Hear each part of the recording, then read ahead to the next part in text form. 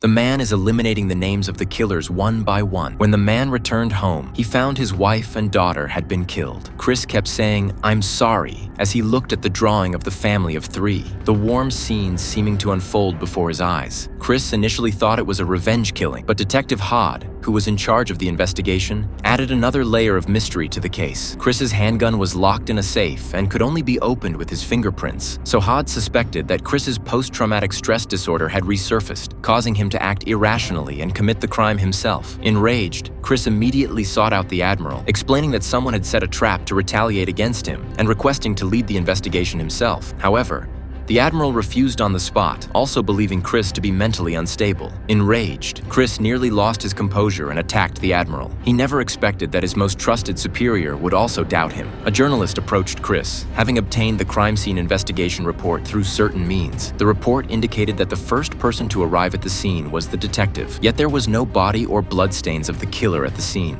This could either be Chris's delusion or someone had already cleaned up the scene beforehand. But Chris was certain he wasn't going mad. His sharp mind immediately zeroed in on the crux of the matter. He grabbed Buser's police report and discovered that in both cases, the detective had been the first to arrive at the scene. However, the police were always the first to receive the report, so no one could have arrived faster than them. This made the detective a prime suspect. Chris reviewed the detective's case files, but the eyes in the photo grew increasingly familiar to him. He recalled that those eyes were identical to those of the escaped killer. He had initially thought it was an enemy seeking revenge, but it turned out that the one who killed his family was someone close to him. Chris took out the family portrait of his daughter and wrote the name of Agent Hod on it. No matter who the killer was, he would ensure justice was served for his family.